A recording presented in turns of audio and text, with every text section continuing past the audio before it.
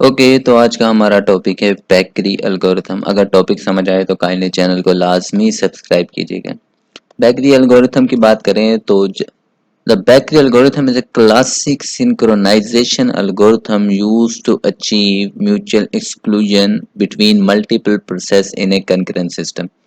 मतलब जब multiple process एक साथ किसी रिसोर्स को हम मान लेते हैं वो रिसोर्स प्रिंटर है, तो जब प्रिंटर को एक्सेस करने की कोशिश करते हैं तो इनके दरमियान म्यूचुअल एक्सक्लूजन करवाई जाती है। अब म्यूचुअल एक्सक्लूजन क्या होती है? म्यूचुअल एक्सक्लूजन का मतलब है एक टाइम पे एक प्रोसेस ही उस प्रिंटर को यूज कर सकता है, एक्सेस कर सकता है। अब इस म्यूचुअल एक्सक्लूजन को हम अचीव करेंगे अपने बैकरी एल्गोरिथम की मदद से। ठीक है, और ये सारा का सारा प्रोसेस हमारा कहलाता है सिंक्रोनाइजेशन। अब यहाँ पे हमारे पास सिंक्रोनाइजेशन का प्रोटोकॉल है, जिसमें क्या होता है, जब भी एक प्रोसेस आता है वो एंट्री सेक्शन में आता है। एंट्री सेक्शन से इजाज़त मिलती है उसे क्रिटिकल सेक्शन में जाने की। ठीक है, एंट्री सेक्शन में रिक्वेस्ट करता है और फिर जब परमिशन मिल जाती है क्रिटिकल सेक्शन क्या होता है? क्रिटिकल सेक्शन में हमारा वो पीस ऑफ कोड होता है जहाँ पे हम रिसोर्स शेयर को एक्सेस करते होते हैं। ठीक है, क्रिटिकल सेक्शन को एग्जीक्यूट करने के बाद हम एग्जिट सेक्शन को एग्जीक्यूट करते हैं, बताते होते हैं कि भाई हमने अपना क्रिटिकल सेक्शन एग्जीक्यूट कर लिया है, अब कोई और प्रोसेस अगर करना चाहे तो वो कर सकता है। ठीक है, उसके बाद रिमाइंडर सेक्शन होता है। अब क्रिटिकल सेक्शन में एक टाइम पे एक ही प्रोसेस आ सकता है। ठीक है, फॉर एग्जांपल हम मान लेते हैं हमारा प्रोसेस इस टाइम पे अपने क्रिटिकल सेक्शन को एग्जीक्यूट कर रहा है। उस टाइम पे जो हमारा प्रोसेस 2 है वो यहाँ पे आके अपने क्रिटिकल सेक्शन को एग्जीक्यूट नहीं कर सकता। तब तक नहीं कर सकता जब तक प्रोसेस 1 यहाँ से फ्री ना हो जाए। अब यहाँ से प्रोसेस 1 अपने क्रिटिकल सेक्शन को एग्जीक्यूट करके एग्जिट होकर रिमाइंडर सेक्शन के अंदर चला गया। अब जो हमारा दूसरा प्रोसेस है अब वो आ सकता है क्रिटिकल सेक्शन को एग्जीक्यूट करने। ठीक है, अब प्रोसेस 2 कर रहा है, अगर प्रोसेस 3 वेट कर रहा है तो अब प्रोसेस 3 नहीं आ सकता। इसको बोलते हैं म्यूचुअल एक्सक्लूजन। एक टाइम पे एक प्रोसेस ही अपने क्रिटिकल सेक्शन को एग्जीक्यूट कर सकता है। ठीक है, it insure only one process can enter the critical section at a time preventing the race condition. एक टाइम पे एक ही प्रोसेस क्रिटिकल सेक्शन को एग्जीक्यूट कर सकता है, जो हम बात कर चुके हैं। Work for n number of processes, कि भाई ये जो हमारा पीटरसन जो हमने एल्गोरिथम पढ़ा था वो क्या था, सिर्फ दो प्रोसेसेस के लिए था। और ये जो हमारा बैकरी एल्गोरिथम है ये मल्टीपल प्रोसेस के लिए, जितने मर्जी प्रोसेस आ जाए ये सब के लिए अवेलेबल है या एप्लीकेबल है। नो हार्डवेयर सपोर्ट, ये भी प्योर सॉफ्टवेयर सोल्यूशन है, किसी हार्डवेयर की जरूरत नहीं होती। हम इसकी एग्जांपल देखें तो हमारी बेकरी ही इसकी एग्जांपल है, जिसकी बेस पे इसका नाम रखा गया है।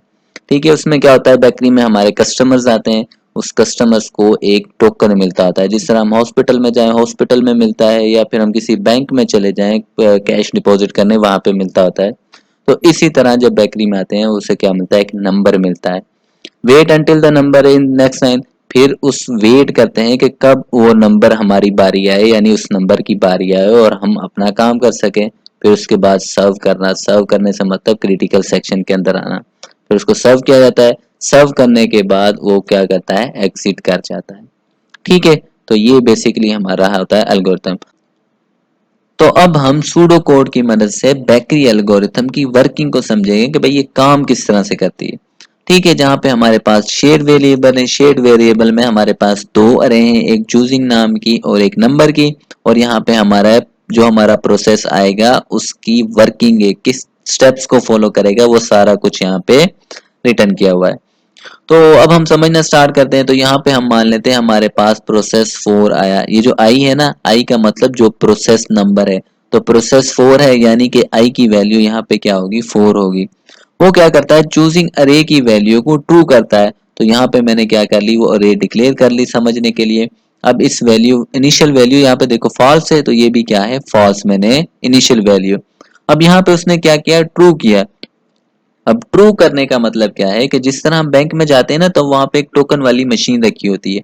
तो जब हम उस वहां से टोकन लेते हैं, तो जब वहां पे एक बंदा खड़ा हो जाता है उस मशीन के आगे, उसका मतलब है कि वो टोकन लेगा तभी उस मशीन को फ्री करेगा। तो उसके वहां पे आने का मतलब है कि वो वैल्यू क्या हो गई, ट्रू हो गई, यानी कि बंदा आ चुका है टोकन लेने के लिए। तो ट्रू कर दी, उस हमने भी क्या कर दिया, ट्रू कर दिया। उसके बाद नेक्स्ट स्टेप में क्या होगा, उसको नंबर असाइन होगा।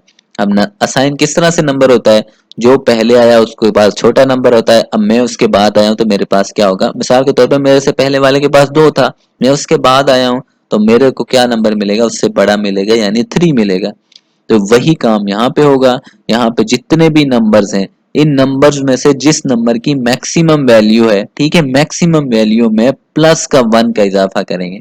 ठीक है, हम मान लेते हैं हम यहाँ पे जो इन प्रोसेस में से जो मैक्सिमम वैल्यू थी वो 3 थी।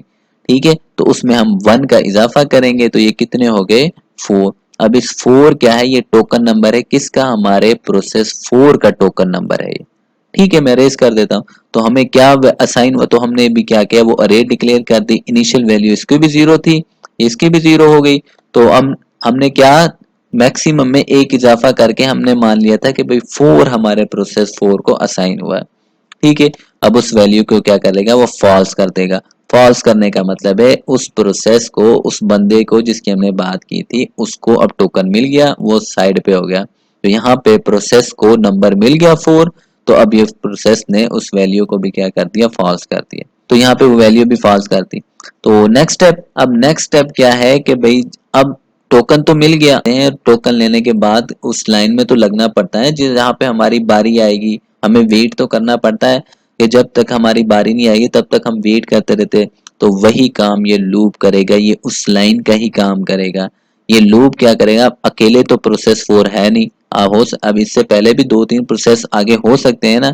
तो ये लूप क्या करेगा, इस लूप चलेगा, कब तक चलेगा, जब तक हमारा नंबर नहीं आ जाता। ये जे जो वेरिएबल है ये अदर प्रोसेस को शो कर रहा है, जिससे भी हमसे पहले जो भी प्रोसेस है ये उनको शो कर रहा है। और एन जो हमारा नंबर है, हमारा जो टोकन नंबर है, ये उसको शो कर रहा है। ठीक है, तो 4 है तो मतलब ये 4 दफा चलेगा जब तक हमारी बारी नहीं आएगी, जब तक ये रन करेगा। ठीक है, उसके बाद ये नेक्स्ट नेक्स्ट पे क्या करेगा, चूजिंग जे।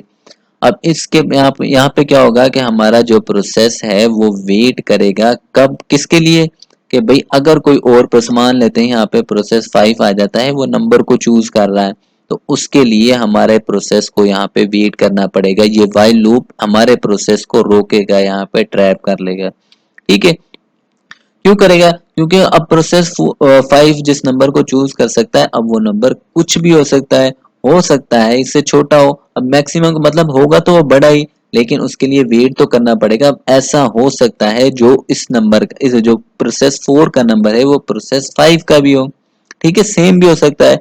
तो इस अब ये तो पता चलेगा ना जब वो नंबर उसको मिलेगा, छोटा है या बड़ा है या बराबर है। तो इस वजह से यहाँ इस प्रोसेस की वजह से हमारे प्रोसेस को यहाँ पे क्या करना पड़ रहा है, वेट करना पड़ रहा है। ठीक है, अब मान लेते हैं इस प्रोसेस ने नंबर चूज कर लिया, ये खत्म हो गया। तो अब हमारा प्रोसेस क्या करेगा, नेक्स्ट मूव करेगा। अब नेक्स्ट लूप पे आया, नेक्स्ट लूप क्या करेगा, हम चेक करेंगे क्या नंबर जो अदर नंबर है वो नॉट इक्वल टू 0 के हैं। नॉट इक्वल टू 0 का मतलब है कि कोई प्रोसेस मौजूद है, कोई प्रोसेस पहले से मौजूद है। अभी 4 है, 1 2 3 हो सकते हैं ना इससे पहले भी। तो यहाँ पे क्या है, 0 0 नॉट इक्वल टू 0 का मतलब है कि कोई और प्रोसेस मौजूद है। तो हमें क्या करना पड़ेगा, वेट करना पड़ेगा कि भाई पहले वो प्रोसेस एग्जीक्यूट हो जाए, तब तभी हमारी बारी आएगी ना। ठीक है, तो उसके बाद अब ये अकेली कंडीशन चेक, इसके साथ क्या होंगी, और कोई अब जो प्रोसेस अवेलेबल है उनको चेक करेंगे क्या वो प्रोसेसेस हमारे वाले प्रोसेस से छोटे हैं। ठीक है, या छोटे नहीं है तो फिर क्या वो हमारे वाले प्रोसेस के बराबर हैं। अगर तो वो बराबर हैं फिर दूसरी कंडीशन भी ट्रू होनी चाहिए। दूसरी कंडीशन क्या है, अब ये जो आई और जे की जो वैल्यू ये आईडी को शो कर रही है। ठीक है, अगर इक्वल टोकन नंबर इक्वल है तो फिर हम आईडी को कंपेयर करेंगे, जिसकी आईडी कम होगी वो प्रोसेस पहले जाएगा एग्जीक्यूशन के लिए, यानी क्रिटिकल सेक्शन में वो प्रोसेस पहले जाएगा। ठीक है, तो अब जब तक कि कोई प्रोसेस अवेलेबल है और उसकी आईडी छोटी है तो हमारा जो प्रोसेस 4 है वो इसी लूप के अंदर घूमता रहेगा, यहीं पे स्टक हो जाएगा, यहीं पे ट्रैप हो जाएगा। ठीक है, अब जब तक इसकी, अब मान लेते हैं अब इस प्रोसेस की बारी आ गई। अब इस प्रोसेस की बारी आने के मतलब यहाँ पे नंबर क्या हो गया, 0 के इक्वल हो गया, कोई और प्रोसेस नहीं है। तो फिर क्या करेंगे, हम इस लूप से बाहर जाके अपने क्रिटिकल, फाइनली हमें अपने क्रिटिकल सेक्शन को एग्जीक्यूट करने की इजाजत मिल गई। यहाँ पे हम अपने क्रिटिकल सेक्शन का काम करेंगे। फिर उसके बाद क्या करेंगे, हम एग्जिट सेक्शन में जाएंगे, जो हमको टोकन असाइन हुआ था उसको हम क्या करेंगे, रीसेट कर देंगे। यहाँ पे 4 असाइन हुआ था तो इसको काट के क्या कर दिया 0 कर दिया। मतलब हमने अपना क्रिटिकल सेक्शन एग्जीक्यूट कर लिया, हमने फ्री कर दिया। अब जो भी जिसकी भी नेक्स्ट बारी है अब वो आके अपने क्रिटिकल सेक्शन को एग्जीक्यूट कर सकता है। उसके बाद ये प्रोसेस क्या हो जाएगा, फिनिश हो जाएगा। ठीक है, तो इस तरह से बेसिकली वर्किंग होती है हमारे बेकरी एल्गोरिथम की। आई होप आपको समझ आ गई होगी, ना आई हो तो क्वेश्चन कर लीजिएगा, चैनल को लाजमी सब्सक्राइब कीजिएगा। ओके।